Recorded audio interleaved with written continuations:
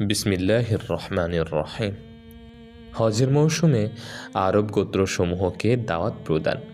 হজরত আবদুল্লাহ ইবনে কাব ইবনে মালিক রাদিয়াল্লাহু তাআলা আনহু বলেন, রাসূলুল্লাহ সাল্লাল্লাহু আলাইহি ওয়াসাল্লাম নবুয়ত প্রাপ্তির পর ৩ বৎসর পর্যন্ত গোপনে দাওয়াত প্রদান করিয়াছেন। চতুর্থ বৎসর প্রকাশ্যে দাওয়াত দিতে আরম্ভ করেন। 10 বৎসর কাল তিনি এই প্রকাশ্য দাওয়াতের কাজ করিতে রহিলেন। হজের মৌসুমে উকাজ, মাজান্না ও জিল মাজাজ নামক বাজারসমূহে লোকদের অবস্থান স্থলে গমন করিতেন এবং তাহাদিগকে আহ্বান করিতেন যেন তাহাকে সাহায্য ও হেফাজত করে, যাহাতে তিনি আপন রবের পয়গাম পৌঁছাইতে পারেন। বিনিময়ে তাহারা বেহেশত পাইবে, কিন্তু তাহাকে সাহায্য করিবে এমন একজন লোকও তিনি পাইতেন না। এইরূপে তিনি এক এক গোত্রের পরিচয় ও তাহাদের অবস্থান সম্পর্কে খোঁজ লইয়া তাহাদের নিকট গমন করিতেন। এইভাবে খোঁজ করিতে করিতে একবার তিনি বনু আমের ইবনে সাসা নামক গোত্রের নিকট পৌঁছিলেন।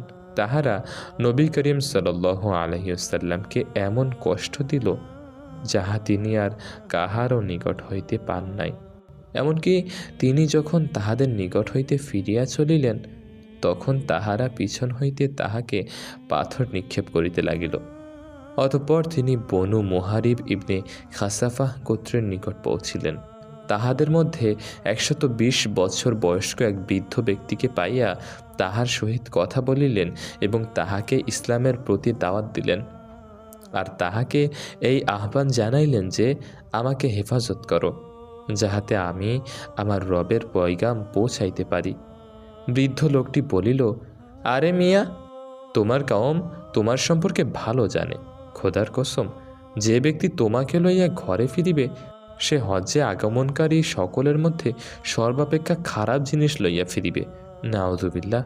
আমাদের নিকট হইতে দূর হও, এখান হইতে সরিয়া যাও।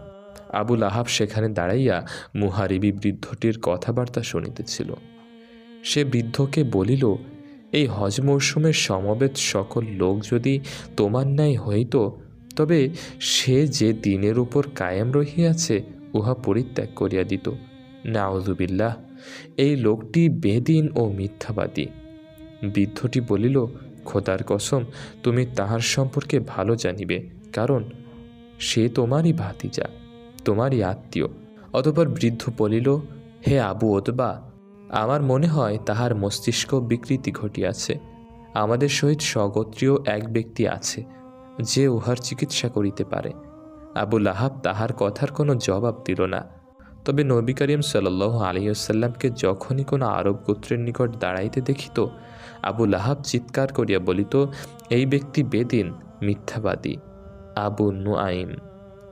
প্রিয় শ্রোতাবৃন্দ, আজকের ঘটনা ছিল এই পর্যন্তই। সাহাবী রাদিয়াল্লাহু তাআলা আনহুম আজমাইনদের জীবনী সম্বলিত বহু ভাষায় অনূদিত বিখ্যাত গ্রন্থ হায়াতুস সাহাবা এবং পৃষ্ঠা নম্বর 125 থেকে পাঠ করিলাম। আজকের ঘটনার নাম ছিল হজের মৌসুমে আরব গোত্রসমূহকে দাওয়াত প্রদান। আজকের এই ভিডিওটি কেমন লেগেছে অবশ্যই কমেন্ট করে জানাবেন এবং সম্পূর্ণ হায়াতুস সাহাবা বইটি ধারাবাহিকভাবে শুনতে আমাদের চ্যানেলটি সাবস্ক্রাইব করে আমাদের পাশেই থাকুন এবং কমেন্ট করে অবশ্যই জানিয়ে দিন আজকের ভিডিও থেকে আপনি কি শিখলেন, কি জানতে পারলেন, কি বুঝতে পারলেন। এবং আজকের ভিডিওটি যদি ভালো লেগে থাকে অবশ্যই আপনার বন্ধুর কাছে, আপনার প্রিয়জনের কাছে শেয়ার করুন, যাতে তাহারাও ইসলামের স্বর্ণযুগের কাহিনী, সাহাবী রাদিয়াল্লাহু তাআলা আনহুম আজমাইনদের জীবনী জানতে পারে, শুনতে পারে, বুঝতে পারে। আজকের মতো এই পর্যন্তই। ইনশাআল্লাহ দেখা হবে পরবর্তী ঘটনাতে। ততক্ষণ পর্যন্ত ভালো থাকুন, সুস্থ থাকুন এবং আমাদের সাথেই থাকুন। আল্লাহ হাফেজ।